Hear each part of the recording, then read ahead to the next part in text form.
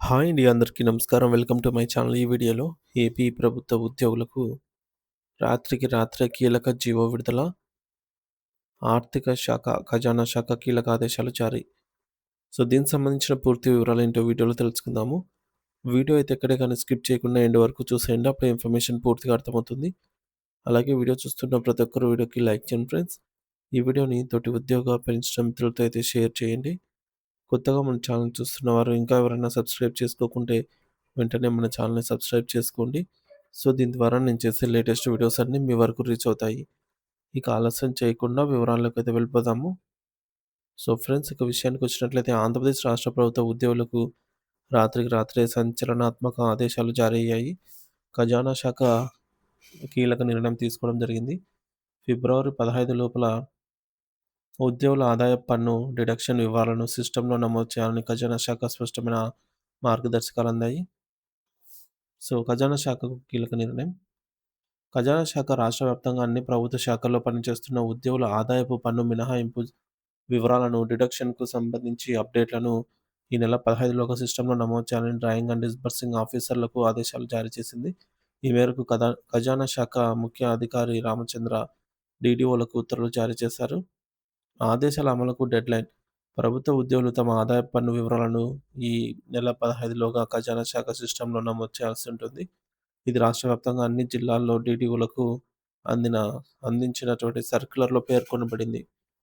So, ఉద్యోగుల జీతం, DNS allowance, house rent allowance, transport మరియు ఇతర మినహాయింపులను సిస్టమ్‌లో నమోదు చేయాలి.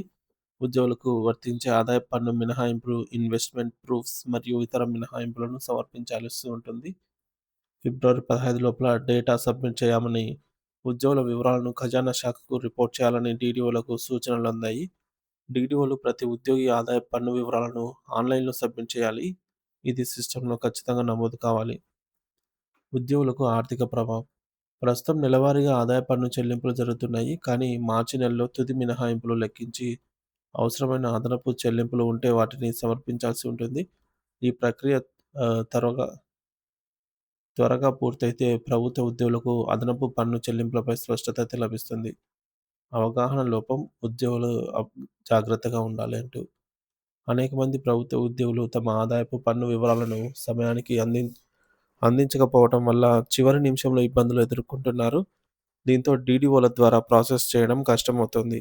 ఈ కొత్త మార్గదర్శకాలు ప్రభుత్వ ఉద్యోగులకు ప్రభావం చూపేలా ఉన్నాయి. ఖజానా శాఖ నిర్ణయించిన విధంగా ప్రతి ఉద్యోగి తమ ఆదాయపు పన్ను వివరాలను ఈ మేరకు నమోదు చేసుకోవాలి. అలాగే దీనిపై మరింత అవగాహన కల్పించేందుకు డీడీఓలు ఉద్యోగులను ముందుగా హెచ్చరించాలి. ఈ మార్గదర్శకాల అమలు ద్వారా ఉద్యోగుల ఆదాయపు పన్ను ప్రక్రియ సులభతరం అవుతుందని ప్రభుత్వం భావిస్తోంది. గమనిక: ఆదాయపు పన్ను వివరాలు అప్డేట్ చేసుకునేందుకు ప్రభుత్వ ఉద్యోగులు తమ శాఖలోని డీడీఓలను సంప్రదించాలి. సో, ఈ విధంగా మనకు ఆర్థిక శాఖ బడ్జెట్ 1 అని చెప్పేసి జీఓఎంఎస్ నంబర్ 1 డేటెడ్ అని ఇక్కడ స్క్రీన్‌పై అయితే చూడొచ్చు. సవరించిన అంచనాలు. బడ్జెట్ అంచనాలు సిద్ధం చేయడానికి మరియు ఆన్‌లైన్‌లో సమర్పించడానికి సమగ్ర మార్గదర్శకాలైతే ఇవ్వడం జరిగింది. బడ్జెట్ ప్రవేశపెట్టే సమయం మనకు ఏపీలో బడ్జెట్ అనేది ఫిబ్రవరి లేదా మార్చి నెలలో ఉంటుందన్నమాట. బడ్జెట్ సిద్ధం చేయాల్సిన అవసరం అయితే జనవరి 2026లో ముగిసింది. ఈ మేరకు నిధి పోర్టల్ ద్వారా హెచ్ఓడీస్, అంచనా అధికారులు, రివైజ్డ్ ఎస్టిమేషన్ ఇవన్నీ కూడా సమర్పించడం అయితే జరిగింది.